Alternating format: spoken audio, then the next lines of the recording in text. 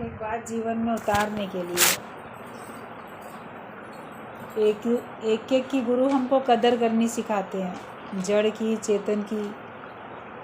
जैसे बात अभी चल रही थी कि घर में रहने वाले किसी व्यक्ति की आप कदर नहीं करते, जो घर में रह रहा है उसका ध्यान नहीं रखेंगे और अपनी जड़ सामान का बड़ा ध्यान रखेंगे।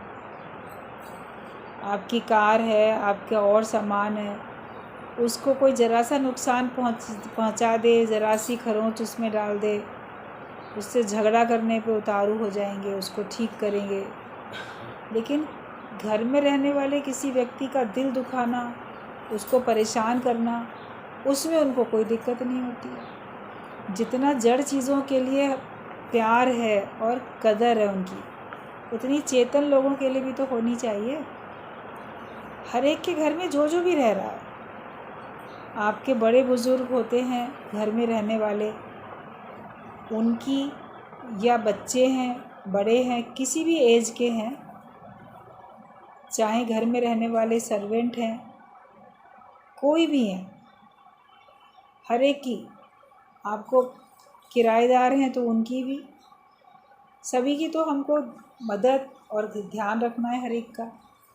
लेकिन अगर हम उनके प्रति कठोर होते हैं तो ये हमारी आसुरी प्रवृत्ति होती है कि हमको जड़ चीज़ें तो बड़ी प्यारी लग रही हैं, अपनी हैं, हमें सुख देंगी, लेकिन हम चेतन, जिसमें परमात्मा की सत्ता जागृत है, उसको हम बिल्कुल इग्नोर करते जाते हैं। लोग अपने माता पिता से या बड़े लोगों से भी बड़ा दुर्व्यवहार करते हैं और वो लोग चुपचाप सहते हैं अत्याचारों को।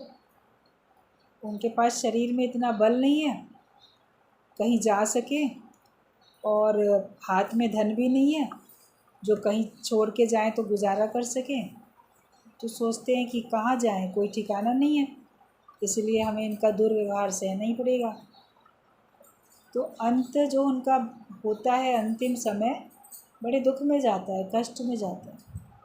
पहले से ही कोई ज्ञानी है तो वो अपने मन को हटा लेता है, उसको तो वैराग्य पहले से भी पक्का था, और इस प्रकार का दुर्व्यवहार देख के उसका वैराग्य और पक्का हो जाता है। लेकिन जो सांसारिक लोग हैं, जिन्होंने ब्रह्म ज्ञान नहीं लिया, जिनको समझ नहीं है, उनको वैराग्य तो आता है मगर दुख नहीं जाता। आपके पास वैराग्य आए तो आपका दुख चला जाना चाहिए। सच्चा वैरागी जो है वो आनंदित होता है, सच्चे वैरागी के चेहरे पे चमक होती है। ऐसा नहीं है कि वैराग्य है तो हम दुखी हैं अंदर से। अगर हम अंदर से दुखी हैं तो वो हमारा परिस्थिति के कारण से उपजा हुआ वैराग्य है, लेकिन राग अंदर में है, राग के कारण ही हम दुखी हैं। जिसको कहीं से कोई राग नहीं, कहीं से कोई आसक्ति नहीं, कहीं से कोई ममता नहीं, वो निर्लेप न्यारा होकर रहता है, तो उसके चेहरे पे चमक रहती है। किसी को भी परमात्मा के सिवाय किसी को भी अपना समझो नहीं, क्योंकि कोई अपना है भी नहीं, और ये दुनिया नहीं है दिल लगाने की जगह। संसार में कोई भी चीज़ ऐसी नहीं है जहाँ पे दिल लगाओ। दिल लगाना है तो एक भगवान से लगाओ। भगवान तो आपके टूटे दिल को जोड़ेगा, और किसी से आप दिल लगाओगे तो वो आपके दिल के टुकड़े टुकड़े करेगा, समझेगा नहीं आपको, लेकिन वो अपने स्वार्थ के कारण से आपसे दुर्व्यवहार करेगा। जहाँ जहाँ आपका स्वार्थ है तो वहाँ वहाँ उसी वजह से आप लोगों से बुरा व्यवहार करते हुए दिखोगे, और जिसका कोई स्वार्थ नहीं है उसका व्यवहार सबसे अच्छा है, क्योंकि चाहिए तो उसको किसी से भी कुछ नहीं, इच्छा रहित है वो ज्ञान के कारण, तो वो सब में भगवान दे के सबसे प्यार करेगा। संसार में तो लोग अगर मदद भी करेंगे, जो दृष्टांत चल रहा था अभी कि घायल घोड़े को उठा के लाया भी एक राहगीर, बड़ी सेवा की, उसको ठीक किया। जब उसके ज़ख्म भर गए, वो ठीक हो गया, तो घोड़ा उसको धन्यवाद दे के वापस अपने जंगल में जाना चाहता है, तो उसको वो कैद कर लेता है। कहता है तुम्हें जाने थोड़ी देंगे, तुमको मैं जंगल से उठा के लाया ही इसीलिए ताकि तुम्हारे को ठीक करके अब तुमसे सेवा लूँ, तुम्हारे ऊपर सवारी करें, तुमको तांगे में जोतें, तुमको शादी ब्याह में नचाने को ले जाएं, बोझ उठाएं तुम्हारे ऊपर डाल के, पैसा कमाएंगे तुमसे अपना स्वार्थ पूरा करेंगे, इसीलिए थोड़ी सी लागत लगाई।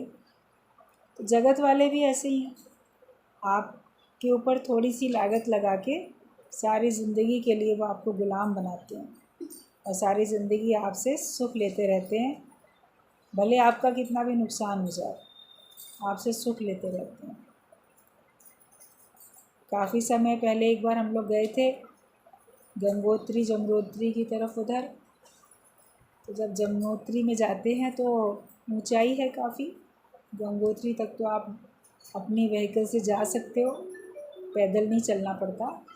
जमुनोत्री में जाने के लिए पैदल चलना पड़ता है। तो वहाँ घोड़े भी होते हैं, लोग जो पैदल नहीं चल पाते हैं वो घोड़े से जाते हैं। सबने कहा नहीं चलो घोड़ा कर लो, घोड़ा करो। और वो बीमार घोड़ा एक ज़बरदस्ती वो घोड़े वाला ले आया, बैठ जाइए इस पर बैठ जाइए। सबके कहने से हम बैठे भी, और वो बीमार, इतना बुखार उस घोड़े को, तप रहा था बिल्कुल और कांप भी रहा था। हमने कहा हम तो नहीं बैठेंगे इतने बीमार घोड़े पे, इसको आराम दिलाओ, इसको क्यों इसे वो कर रहे। बोला अरे नहीं ठीक है, ये ऐसा नहीं है करेगा। तो हमने कहा अच्छा ऐसा है, हम चल रहे हैं इसके साथ साथ पैदल बढ़ के, इसका पैसा जो तुम हमसे मांगते हो वो दे देंगे, लेकिन इसके ऊपर हम बैठेंगे नहीं। इनका इलाज क्यों नहीं कराती। बोला अरे इलाज क्या कराना है, देख लेते हैं, कहीं कभी करा भी लेते हैं। अब तो ये ऐसा हो गया है, पुराना, बूढ़े हो जाते हैं या जो भी होता है, ज़्यादा बीमार ये होगा तो इसको तो खाई में धकेल देंगे, ऐसे वो बोला। इतना ख़राब लगा सुन के कि जिसको पाल रहे हैं और जिससे पैसा कमा रहे हैं, और जब वो थोड़ा बूढ़ा हो रहा है और बीमार है तो बजाय इलाज कराने के उसको खाई में धक्का दे देगा। जीवित ही इलाज ना कराना पड़े, खाई में गिर के भूखा प्यासा ये हड्डी टूटे घायल होके मर जाए। तो इतनी तो कठोरता। एक तरफ तो तीर्थ स्थान में रहते हैं, लोग सोचेंगे बड़ा तीर्थ यात्रियों के लिए मदद कर रहे हैं लोग, लेकिन सब जानवर पालने वाले पता नहीं हिंदू होते हैं, मुसलमान होते हैं, कौन होते हैं। अब हम तो नहीं उनकी जातियाँ पूछते फिरते, चाहे वो हिंदू हो चाहे मुसलमान हो, लेकिन जो उसका व्यवहार था, जो उसकी सोच थी, वो कितनी ख़राब थी, कितनी कठोरता थी कि यार जब बीमार पड़ जाता है, नहीं होता तो हम तो खाई में फेंक देते हैं, ऐसे तो होगा चलो इलाज कराना पड़ेगा। तो कितना स्वार्थ है जो पशु के लिए, जिससे उसकी जीविका चल रही है। हमने उसको ये कहा, हमने कहा जो पैसा हम तुम्हें दे रहे हैं इसके इलाज पे खर्च करना, इसीलिए तुमको दे रहे हैं। अब वो करेगा कि नहीं करेगा तो कौन जाने, उसके अंत तो हम देखने के लिए नहीं जाते हैं। तो संसार में स्वार्थ का नाता है, इंसानों से भी अपना स्वार्थ पूरा करते हैं और जानवरों से भी अपना स्वार्थ पूरा करते हैं। तो ऐसे स्वार्थी व्यक्ति अपने कर्म तो बना रहे हैं और कर्मों का फल भोगेंगे भी ज़रूर। ऐसा नहीं है कि वो कर्मों का फल नहीं भोगेंगे, मगर ये कि अभी उनको समझ नहीं है, उनको अभी तो सामने दिखाई नहीं दे रहा। जो भी हम कर्म करते हैं उन कर्मों का फल हमको ये बता के तो नहीं आता कि तुम्हारे इस वाले कर्म का ये वाला फल तुमको मिल रहा है। कर्म करते समय गफलत में रहता है व्यक्ति, भोगते समय हाय हाय करता है, रोता है। गुरु सही सावधानी दिखा देते हैं, समझा देते हैं कि पहले ही सुजाग हो जाओ, पहले ही सावधान हो जाओ, ना गलत करो जो कि तुमको उसका भुगतान भुगतना पड़े। पुराना जो कुछ करके आए उसको बदल नहीं सकते। आज जो आप कर्म अभी करने जा रहे हो उसमें सोच के आप अच्छा कर सकते हो। जो तीर आपके कमान से निकल गए वो तो निकल ही गए, जो तरकश में बच गए हैं तुम्हारे तीर उनको तो सही तरीके से कर सकते हो, उनको तो सही तरह से सही निशाने पे लगा सकते हो। तो कर्मों के प्रति हमें बड़ा सुजाग सावधान होना। स्वार्थ के कारण से नहीं कुछ भी काम करो, निस्वार्थ करो, हर एक के दिल को समझो, चाहे वो पशु पक्षी हो, मनुष्य हो। तुम्हारे काम आ सकता है, तुम्हारे काम नहीं आ सकता है। मनुष्य भी जब तक आपके काम में आता है आप उससे सुख लेते हो, लागत थोड़ी लगाते हो। लेकिन जब लगता है अब ये बूढ़े हो गए, बीमार हो गए, अब इनसे हमें कुछ मिलने वाला नहीं है, प्रॉपर्टी इनकी हम ले चुके, इनसे जो कुछ हमको लेना था ले चुके, अब ये मेरा कोई स्वार्थ पूरा नहीं कर पाएंगे, तो उनकी तरफ से फिर मनुष्य आंखें फेर लेता है, वो ध्यान हटा लेता है, उनकी तरफ ध्यान नहीं देता। लेकिन सच्ची मानवता ये होती है कि आप हर एक के दुख को समझो। वैष्णव जन तो तेने कहिए, जो पीर पराई जाने। जो दूसरे के दर्द को समझे वही भगवान का भक्त है। लेकिन जो दूसरे के दुख दर्द को समझता नहीं है वो भगवान का भक्त नहीं है। मंदिर जाते हुए लोग बहुत दिखते हैं, पूजा पाठ करते हुए लोग बहुत दिखते हैं, लेकिन उनसे बदकर्म भी होते हुए दिखाई देते हैं, उनसे दूसरों को दुख भी मिलता हुआ दिखता है, तो वो कैसे भगवान के भक्त हैं, कैसे पूजा पाठ करने वाले हैं। आप एक तरफ दान दो, एक तरफ पूजा पाठ करो, तीर्थ में जाओ या व्रत रखो, लेकिन मन में सबके लिए बुरा व्यवहार, बुरा सोचो, बददुआएं दो, और शरीर से भी दूसरे का नुकसान पहुंचाओ, वाणी से भी किसी को कठोरता से बोल के उसके दिल को दुखाओ, तो फिर आपका तीर्थ में जाना, तप करना, व्रत रखना, पूजा पाठ करना, दान देना सब व्यर्थ है। वो सब आपने चाहे नहीं किया, लेकिन परमात्मा के बनाए हुए बंदों से प्रेम किया तो भगवान उससे खुश होते हैं, क्योंकि भगवान हर एक में बस रहे। कण कण में बसे भगवान, पहचान सके तो पहचान। अगर पहचान सकते हो तो पहचान लो। आप अपने मन को शांत रख लो, भगवान का भाव रख के, और ना किसी और को और ना अपने आप को, किसी को भी कष्ट हमको देना नहीं। तो हमें वास्तव में सच्चा भक्त बनना है। और पॉइंट इसमें आगे है कि दूसरे की भूल भी भुला दो और माफ़ कर दो। दूसरे में बहुत भूलें हैं, बहुत गलतियां हैं, लेकिन तुम्हारा काम ये है, तुम सत्संग में आ गए, तुम ज्ञानी हो, ज्ञानवान होने के लिए आए हो, जन्म मरण के चक्कर से छूटने के लिए आए, तो तुम दूसरे की भूल को भुला दो। गलती तो दूसरे ने की, बड़ी ज़बरदस्त की, माफ़ी देने के लायक नहीं है गलती, उसके बावजूद भी तुम्हारा धर्म ये है कि तुम दूसरे की भूल को भुला दो और उसे माफ़ कर दो। तुम माफ़ कर दो, तुम्हारा मन शांत रहेगा। तुम भूल को भुला दो, तुम्हारा मन शांत रहेगा। बाकी तुम्हारे माफ़ कर देने से भगवान थोड़ी माफ़ कर देता है, वो तो जैसा बीज डाला वैसा फल मिलेगा ही मिलेगा उसको। भगवान के पास तो न्याय है। भगवान को अपना काम करने दो, और तुम्हारा जो काम है तुम अपना काम करो। माफ़ ना करके, भूल को ना भुला के आप नए कर्म, बदकर्म बना रहे हो, उसका फल भी तो तुम्हें मिलेगा। इसलिए अपने ऊपर कृपा करनी चाहिए, ना मन से, ना वाणी से, ना तन से कोई भी बदकर्म हमारे से ना हो। सब और जहाँ तक दृष्टि जाए, सब और भगवान ही भगवान हमको दिखाई दे।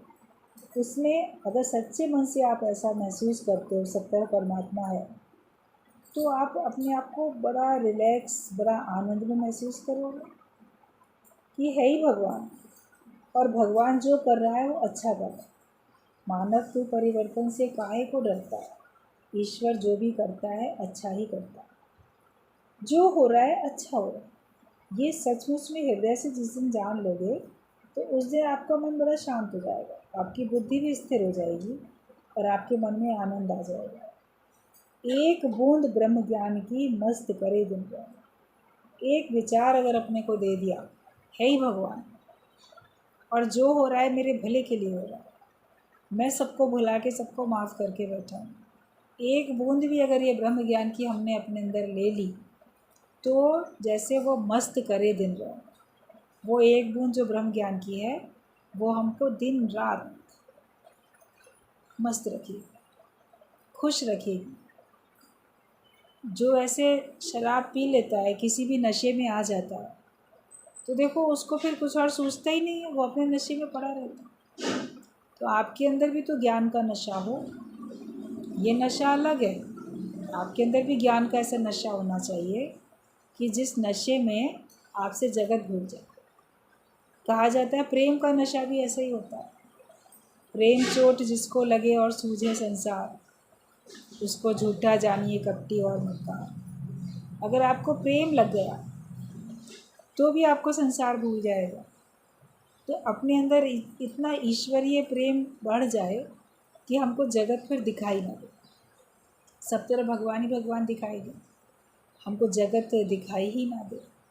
ये हमको अपने आप में इतना प्रेम में, इतने नशे में हमको अपने आप में आ जाना। जब इस नशे में हम रहेंगे तो फिर आप देखोगे आपसे सब भूल गए। अगर सब संसार याद रहता है तो इसका मतलब है कि अभी हम प्रेम के नशे में आए नहीं। तो अगर ब्रह्म ज्ञान की भी एक बूंद भी चली गई होगी अंदर, तो तुमको दिन रात मस्त करेगी। और अगर तुम दिन रात अपनी आत्ममस्ती में नहीं रहते हो, इसका मतलब अभी एक बूंद भी नहीं गई अंदर। कानों से तो बहुत सुना, लेकिन एक कान से सुन के दूसरे कान से शायद निकालते चले गए। बुद्धि में कहीं अटक के रह गई वो बात, मगर हमारे हृदय तक तो गई नहीं, हमारे अंदर गई नहीं। आप खाना खाओ और गले में ही कहीं अटक जाए या वॉमिटिंग हो जाए, बाहर निकल जाए, अंदर आपके गया ही नहीं, तो आपको पौष्टिकता कैसे मिलेगी? दवाई आपके अंदर गई नहीं तो बीमारी कैसे दूर होगी? तो ज्ञान की औषधि हमारे अंदर जाती ही नहीं अंदर, तो फिर हमारे को क्या होता है? अज्ञानता का रोग लगा ही रहता है, बीमारी हमारे अंदर से फिर जाती ही नहीं है। तो हमें ब्रह्म ज्ञान में अपने को मस्त रखना है। क्या तुम्हारे अंदर चाहना की बीमारी चली गई? बहुत सारी बीमारियां होती हैं, कोई तन की बीमारी होती है और मन की बीमारियां होती हैं। तो जो चाहनाओं की, इच्छाओं चाहनाओं की जो बीमारी है, वो हमारी गई कि नहीं गई? मन अभी भी कुछ चाहता रहता है क्या? आपका मन हर समय कुछ ना कुछ चाहता रहता है, ऐसा हो जाए, वैसा हो जाए, ये क्यों नहीं हुआ तो वो क्यों नहीं हुआ। तो मन किसी न किसी चाहत में पड़ा, ये बहुत बड़ा रोग है। अगर चाह तुम्हारी चली जाए तो तुम सचमुच में स्वस्थ हो जाओ।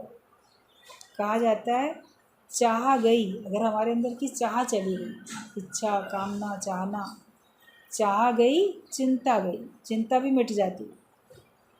चाह गई, चिंता मिटी, मन हुआ बेपरवाह। और जिस जीव को चाह नहीं सो शाहों का शाह। अगर हमारे अंदर चाहनाएँ चली जाती हैं तो चिंताएं भी सारी मिट जाती हैं। मैं किसी बात में अगर चिंता करता रहता हूँ तो उसका मतलब ये है कि कोई चाहना हमारे अंदर नहीं है और वो चाहत पूरी नहीं हो रही है, इसलिए हम चिंता कर रहे हैं। आगे ऐसा ना हो जाए, वैसा ना हो जाए। भविष्य की अगर कोई चिंता करता है, उसको वर्तमान में कोई चाह है, तभी भविष्य की चिंता करता है। लेकिन जिसकी चाह मिट गई, जो होगा देखा जाएगा, भगवान जैसा करेंगे बड़ा अच्छा करेंगे। ईश्वर की मर्ज़ी, जहाँ रख देगा वहाँ रह जाएंगे, जो खिला देगा वो खा लेंगे। लेकिन हम हर समय भगवान के प्रेम में, उस नशे में रहेंगे। हम हर समय भगवान के ज्ञान में रहेंगे, सत्संग में रहेंगे, भगवान की भक्ति में लीन रहेंगे।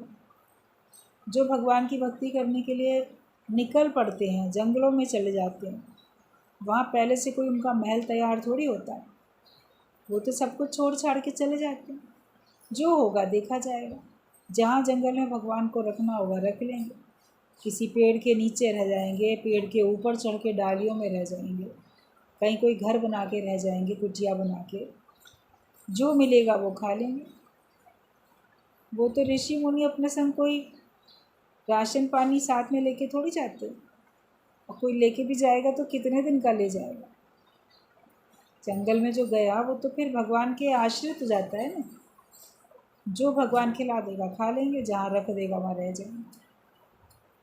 तो बेपरवाही से चलता है, माया की परवाह नहीं करता, तभी भगवान की भक्ति करता है।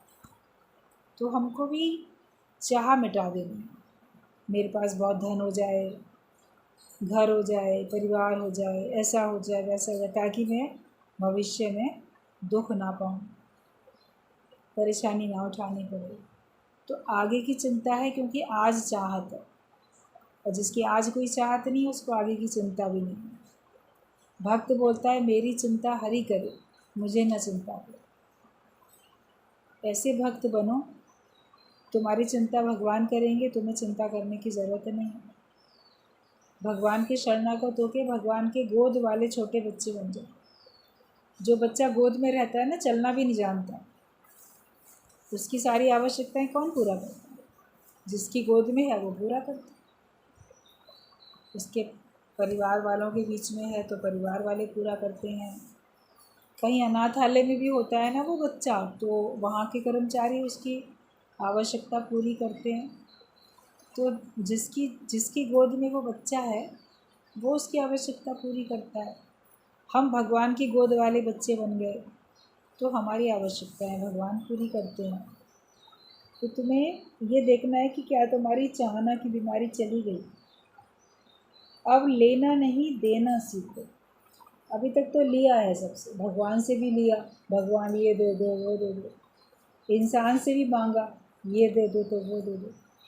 तो अब लेना नहीं, लेकिन अब देना सीखो। जो हमारे पास है वो दो। और ये नहीं कि मेरे पास तो नफ़रत है मैं तो नफ़रत दूंगा, मेरे पास कठोरता है मैं कठोरता दूंगा, कड़वाहट है मैं तो कड़वाहट दूंगा। दूसरे के भले के लिए जो कुछ तुम दे सकते हो वो दो। जो व्यवहार हमको अपने लिए पसंद नहीं वो दूसरे के साथ ना करें। अपने लिए हमेशा मनुष्य सहानुभूति चाहता है, अपने लिए मान सम्मान चाहता है, अपने लिए प्रेम चाहता है, तो वही दूसरे को दे, क्योंकि जो देगा वही मिलेगा, ये भी ध्यान रखना। जो दोगे वही पाओगे, कई गुना अधिक बढ़ के मिलेगा। प्रेम दोगे तो प्रेम कई गुना बढ़ के मिलेगा, मान सम्मान दोगे तो मान सम्मान कई गुना बढ़ के मिलेगा। ज्ञान बांटो, आपको चारों तरफ से ज्ञान मिलेगा। तो इसलिए जो चीज़ आप अपने लिए चाहते हो वही देना शुरू करो। जो हम फल चाहते हैं उसी का तो बीज धरती में बो देते हैं, धरती वही दे देती है। तो हर एक के हृदय में जो तुम चाहते हो वैसा बीज बो दो, तो वैसा तुमको कई गुना होके मिलता जाएगा। तो अब लेना नहीं लेकिन देना सीखो। इतने उदारचित बनो कि दे सको। और देने के लिए बहुत कुछ है तुम्हारे पास। सही समझ है, सही ज्ञान है, प्रेम है, मदद कर सकते हो, तन से मदद कर सकते हो तो तन से करो, मन से कर सकते हो तो मन से दुआएं दो, धन से मदद कर सकते हो तो धन से करो, ज्ञान से मदद हो सकती है तो ज्ञान से करो, लेकिन देते जाओ सबको। तो देना सीखो, लेना नहीं। क्या तुम्हारी शक्ल पर लोगों को आनंद दिखता है? ये बोलो, सोचो, आईने में देखो बैठ के अपनी शक्ल, और क्या तुम्हारे चेहरे पे लोगों को आनंद दिखाई दे रहा है, खुशी दिखाई दे रही है? तुम्हारा स्माइलिंग फेस है? चेहरा तो अपना ऐसा बनाओ। फ़ोटो खिंचाने में तो ज़बरदस्ती मुस्कुराते हैं, कहते नहीं नहीं मेरी फ़ोटो अच्छी आनी चाहिए। 24 घंटे भगवान देख रहा है, वो फ़ोटो तो पता नहीं कौन देखेगा तुम्हारी, कि कोई मेरी फ़ोटो देखे तो ये ना बोले इतना ख़राब फ़ोटो आया। दूसरों के कारण तो मुस्कुरा लेते हो, और ख़ुद को भी नहीं अच्छी लगती है अपनी ख़राब फ़ोटो। तो अपने चेहरे पे हमेशा ऐसा आनंद रखो कि तुम्हें बोलने की ज़रूरत ना पड़े, तुम्हारे चेहरे से ही प्रसन्नता दिखे। जिस दिन तुम खुश होते हो तो तुम्हारे चेहरे को देख के ही लोग समझ जाते हैं, कहते कोई बात है, तुम बड़े खुश नज़र आ रहे। वो हर समय रहना चाहिए, वो भाव 24 घंटे आजीवन रहना चाहिए। ये नहीं कि मेरे चेहरे से आज उदासी दिखती है, मेरे चेहरे से आज दुख दिखता है, या मेरे चेहरे से क्रोध दिखता है, मेरे चेहरे से नफ़रत दिखती है, क्या दिखता है? तो ये पूछा गया है कि तुम्हारी शक्ल पर लोगों को आनंद दिखता है? तो क्या तुम्हारे चेहरे पे इतना छा गया तुम्हारे हृदय का आनंद मन में होगा तब तो दिखेगा, मन में ही नहीं होगा तो चेहरे पे कैसे दिखेगा। जो हृदय में भाव होते हैं वही तुम्हारे चेहरे पे झलकते हैं। तो हृदय में उपज करो आनंद की, प्रेम की, तो तुम्हारे हाव भाव से, देखने से, चेहरे से, बोलने से, सबसे वो आनंद दिखेगा। सत्य में चित्त लगाओ तो आनंद आ जाए। अब वो तो आनंद है ही नहीं हमारे अंदर, तो दिखेगा कैसे। तो आनंद क्यों नहीं है? क्योंकि तुम्हारा चित्त जो है वो मिथ्या में चीज़ों में लगा हुआ है। तुम्हारा चित्त सत्य में नहीं लगा हुआ। सत्य चित्त आनंद स्वरूप तुम हो। तो सत्य में अपना चित्त लगाओ। सत्य क्या है? जो सदा रहने वाला है वो सत्य है। भगवान ही सत्य है। मुर्दे को तो सुना देते हो राम नाम सत्य, लेकिन भगवान का नाम ही तो सच है, और कुछ सच है ही नहीं। तो सत्य से दिल लगाओ, सत्य से चित्त लगाओ, तो तुमको आनंद आएगा। तुम्हारे चित्त में आनंद नहीं है, मन में तुम्हारे आनंद नहीं है, क्योंकि मन को सच में नहीं लगाया, मन को मिथ्या माया में लगाया, इसीलिए आनंद नहीं है। तो जब हृदय में आनंद आएगा तो चेहरे पे दिखेगा ही दिखेगा। अगर चेहरे से तुम्हारा आनंद किसी को नहीं दिखाई देता, इसका मतलब ये है कि तुम्हारे अंदर सत्य नहीं है, तुम्हारे अंदर मिथ्या है। झूठी माया के पीछे बावरे होके सब चल रहे हैं। तो तुम सत्य में चित्त लगाओ तो तुमको आनंद आ जाए। आत्माकार कभी सपने में भी संबंधियों की चर्चा नहीं करेगा। वो आत्मा ही बोलेगा, क्योंकि मन में आत्मा ही है। अगर आप ब्रह्माकार वृत्ति में रहते हो, आत्माकार वृत्ति में रहते हो, तो जो आत्माकार स्थिति में होगा वो कभी सपने में भी संबंधियों की चर्चा नहीं करेगा। अब ये देखना कि जागृत अवस्था में सवेरे से लेकर रात तक जिस से भी मुलाकात होती है, जिन से भी बातचीत होती है, उनसे ज्ञान की चर्चा करते हो या अपने परिवार वालों के बारे में बात करते हो या किसी दूसरे के परिवार वालों के बारे में बात करते हो। तुम नाम रूप की चर्चा करते हो, संबंधियों की चर्चा करते हो, या तुम ज्ञान की चर्चा। तो जो आत्माकार होगा वो कभी जागृत में तो छोड़ो, सपने में भी संबंधियों की चर्चा नहीं करेगा। और तुम लोग तो जागृत में भी सब संबंधियों की चर्चा करते रहते हो। मेरा पति ऐसा, तो पत्नी ऐसी, तो बच्चे ऐसे, बेटा ऐसा है, बेटी ऐसी है, बहू ऐसी है, तो दामाद ऐसा है, नाती पोते ऐसे हैं, रिश्तेदार ऐसे हैं। अच्छे चाहे बुरे, चाहे आप उनकी प्रशंसा करते हो, चाहे आप उनकी निंदा करते हो, लेकिन टॉपिक तो संबंधियों की बातचीत होता है ना। उससे हट के आप भगवान की चर्चा क्यों नहीं करते? साध संगत की चर्चा क्यों नहीं करते? किन्हीं भक्तों की चर्चा करो, किन्हीं सत्संगियों की चर्चा करो, नहीं तो ज्ञान की, गुरु की, किसी और की चर्चा करो। मेरा पोता ऐसा तो मेरी पोती ऐसी, तो मेरा बेटा ऐसा तो मेरी बेटी ऐसी। कोई प्रशंसाएं करता रहता है, कोई निंदाएं करता रहता है।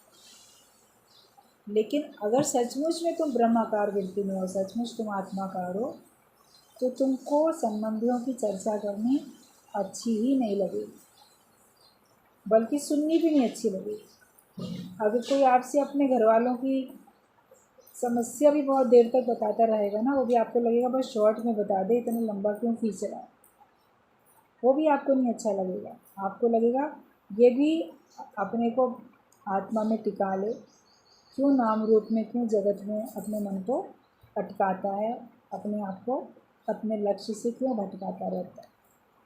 सुनना भी नहीं अच्छा लगेगा। तो जो सचमुच में आत्माकार जो होगा, उसको कभी सपने में भी संबंधियों की चर्चा वो नहीं करेगा। में से देख लेना आप कितनी चर्चा करते हो। आज से संबंधियों की चर्चा करनी करो बंद, और भगवान की चर्चा, ज्ञान की चर्चा करो, दूसरी कोई चर्चा नहीं करनी है। आत्माकार तो आत्मा ही बोलेगा, क्योंकि उसके मन में आत्मा, जो तुम्हारे मन में होता है वही तो बोलते हैं। जो तुम्हारे मन में विचार होते हैं वही तो मुख से निकलते हैं। मन में उन्हीं की रोलिंग चल रही थी, इसीलिए वो शब्द निकलते हैं। और अगर मन में ज्ञान की रोलिंग चलेगी तो आपके अंदर ज्ञान का शब्द निकलेगा मुख से। पता चल जाता है कि इसके अंदर क्या है। जो अंदर होता है वही बाहर आता है निकल के। तो अपने अंदर भगवान को बसाओ, उसका मनन करो, तो उसका चिंतन होगा, तो उसकी चर्चा भी उसी की होगी। जिसका कनेक्शन किसी से नहीं है वो ही निर्विकारी है।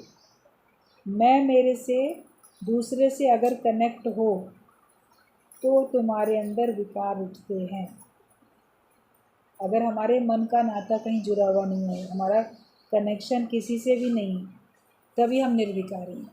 लेकिन अगर हमारे हृदय के नाते जगत वालों से जुड़े हुए हैं, किसी एक से भी अगर जुड़े हैं ना, तो भी हमारे अंदर विकार आएंगे। उस एक से जुड़ा हुआ विकार आएगा। काम, क्रोध, लोभ, मोह, अहंकार, कोई ना कोई विकार आएगा हमारे अंदर, क्योंकि हम किसी एक से जुड़े हुए हैं। अगर कोई एक शत्रु तुम्हारे अंदर पलता है तो तुम्हारे अंदर में घृणा का आएगा विकार, क्रोध का आएगा विकार।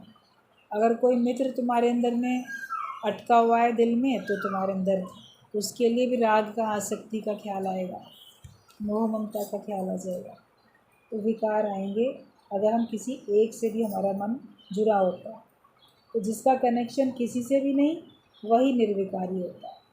जिसका जगत में कहीं किसी से कनेक्शन नहीं है, तो उसका नाता जुड़ा है तो केवल भगवान से जुड़ा है।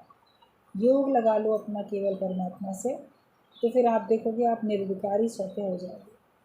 आपके अंदर ना काम उठेगा, ना क्रोध उठेगा, ना लोभ, ना मोह, ना अहंकार, कुछ नहीं होगा, क्योंकि हमारा नाता एक भगवान से है। मैं मेरे से और दूसरे से अगर कनेक्ट हो तो तुम्हारे अंदर विकार उठते हैं। जहाँ मन आसक्त होगा वहीं कामना भी होगी।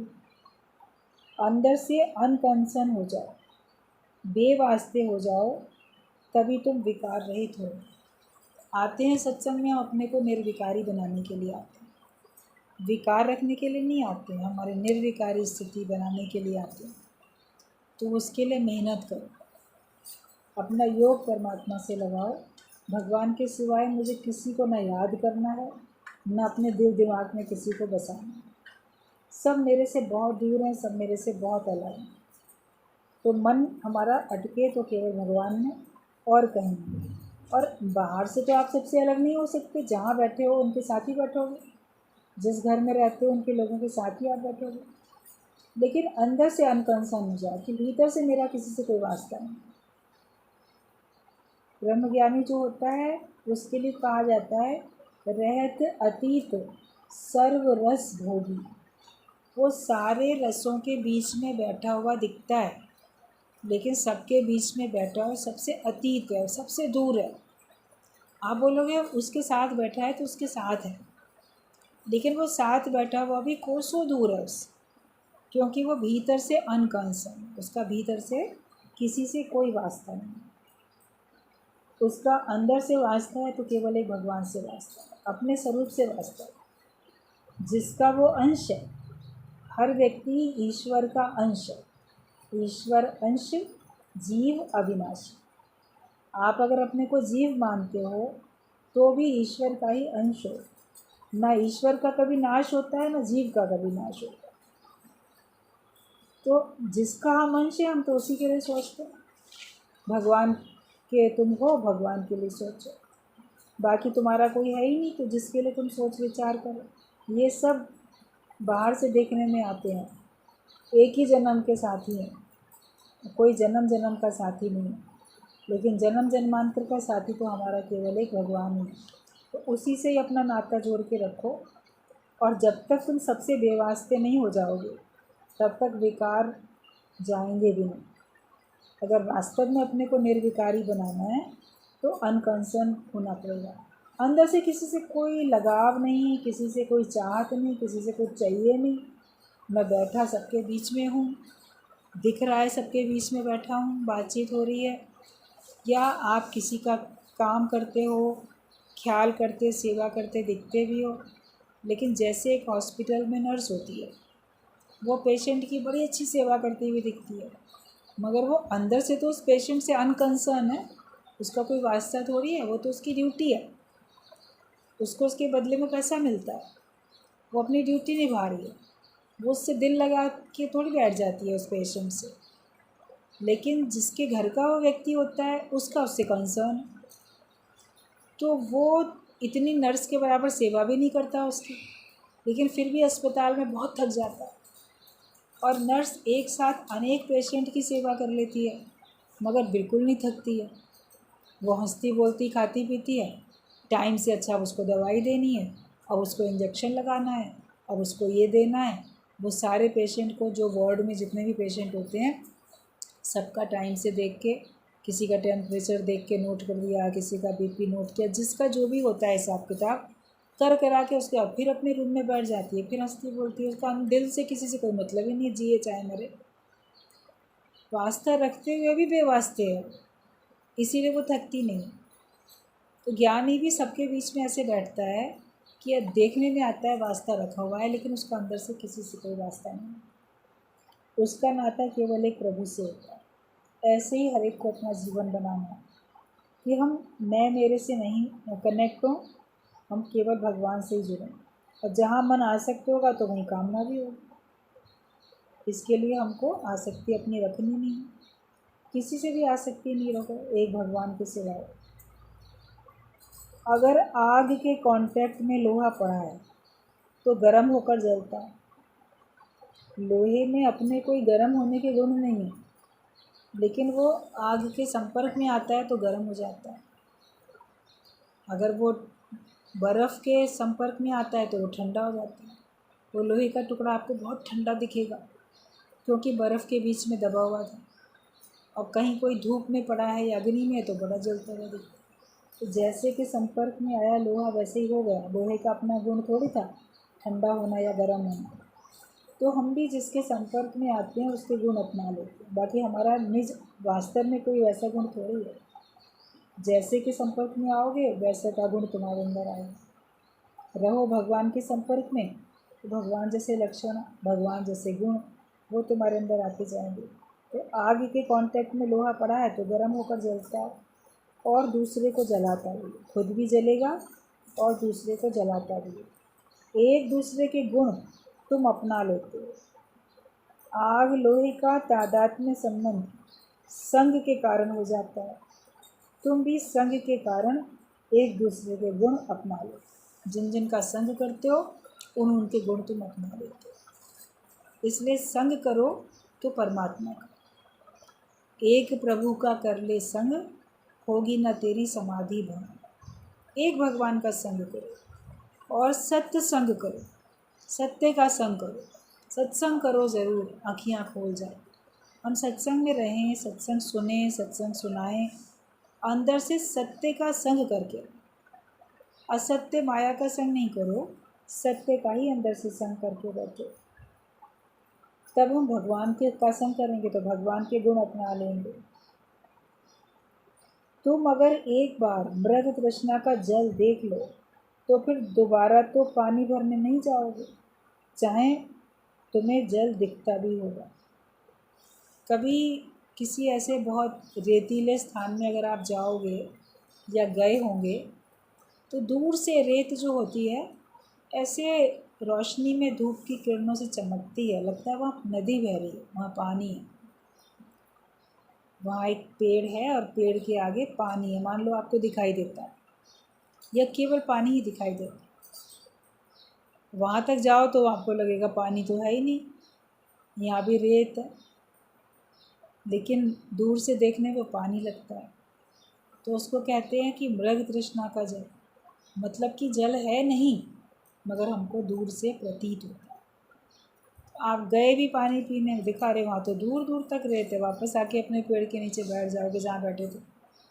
वहाँ बैठने के बाद फिर जब निगाह करोगे फिर आपको पानी दिखेगा, मगर जब आपने एक बार जाके वहाँ देख लिया कि वहाँ पानी नहीं था, दोबारा फिर भ्रम हो रहा है कि शायद पानी है, तो दोबारा थोड़ी जाएंगे अपना लोटा भरने के लिए।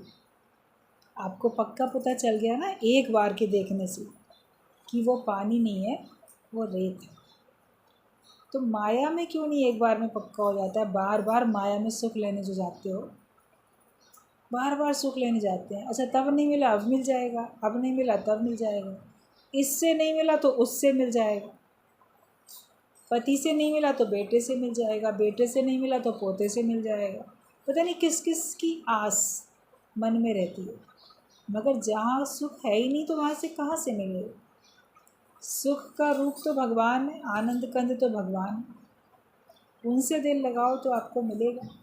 भगवान के भक्त हमेशा खुश रहते हैं, भगवान के भक्त अपने को हमेशा सुखी महसूस करते हैं, क्योंकि उन्होंने अपना दिल भगवान से लगा लिया। तो जहाँ है वहीं तो मिलेगा, जहाँ है ही नहीं वहाँ कैसे आपको पानी मिल सकता है। तो एक बार अगर देख लो जगत में कुछ नहीं है, सार तत्व कुछ नहीं है, तो हमारा दिल वहाँ नहीं लगेगा। और उनमें सब में अगर सार है तो है प्रेम जगत में सार। सारे संसार में प्रेम ही एक सार वस्तु है, बाकी सब असार है।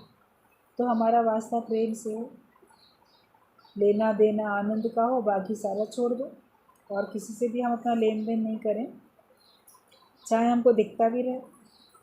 किसी को भी अपना नहीं जानो, सब भगवान का है।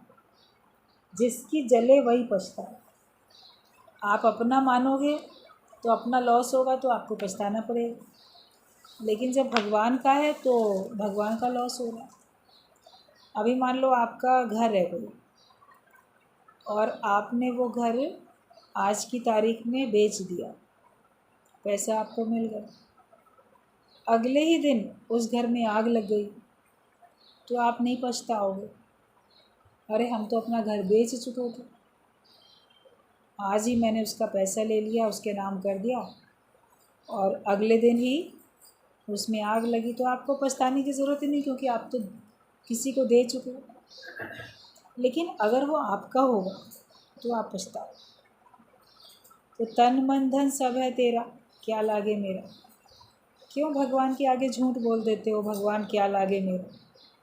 अगर तुम्हारा नहीं है, सब भगवान का है, तो नफ़ा नुकसान भी तो भगवान का है। फिर तुमको क्यों नफ़े नुकसान में उतार चढ़ाव आते हैं। कुछ पा लेते हो तो बड़ा गर्व होता है, कुछ चला गया तो बड़ा नुकसान होता है। ना पाने में खुशी और ना जाने का गम। ज्ञानी को माया से कुछ लेन देन नहीं होता, वो अपने आप को ऐसा निर्लेप न्यारा करके बैठता है। वो कहता है जिसकी जले वो पछता। राजा जनक ज्ञान सुन रहे थे, परीक्षा लेने के लिए गुरु ने किसी से कह दिया था। सत्संग के बीच में वो व्यक्ति आया दौड़ता दौड़ता, कहता अरे राजा जनक तुम्हारे महल को आग लग गई। सब उठ के दौड़े कि महल के आसपास तो हमारे भी घर हैं, आग लग गई, बुझाएं देखें, क्या पता हमारे में तो नहीं आग लग गई। लेकिन देखा राजा जनक बैठा ही रहा, गया ही नहीं, गुरु को ही देख रहा। तो गुरु ने कहा तुम नहीं गए, तुम्हारे महल को आग लग गई। कहता पहले ही दिन आपको सौंप दिया था, तन मन धन सब तुम्हारा है, तो अब वो महल भी तो आप ही का है। आप जाओ दौड़ के, आपके महल को लगी है आग, आप ही जाओगे, और मैं क्यों पछताऊँ।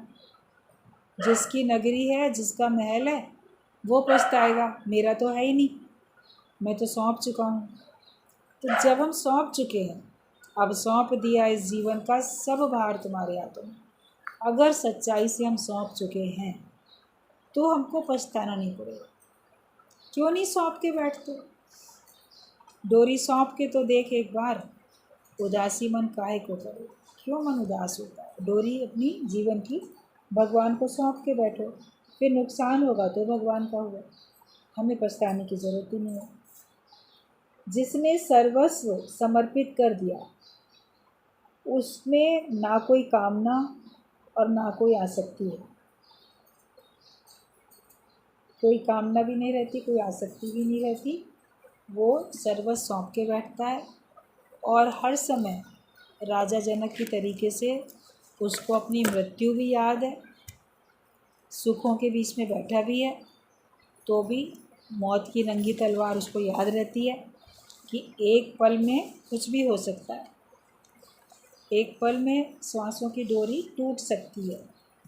तो इसलिए वो निरासक्त होकर बैठता है, अटकता नहीं है, साथ साथ भगवान का मान के बैठता है, तो वो कभी पछताता भी नहीं। जीवन में सब कुछ भगवान का है, तुम भी भगवान के हो, और सब कुछ भगवान का है। तो आज से पछताओ नहीं किसी बात के ऊपर, निराश मत हो जाओ, ना अपने वर्तमान में, ना अपने भविष्य के लिए, और ना जो बीत गया उसके लिए भी पछतावा नहीं करो। मैंने तब ऐसा किया, तब वैसा किया, जो हो गया सो हो गया, पछताने की क्या ज़रूरत। आप आत्मिक निश्चय में रहो और हमेशा अपने आनंद में रहो।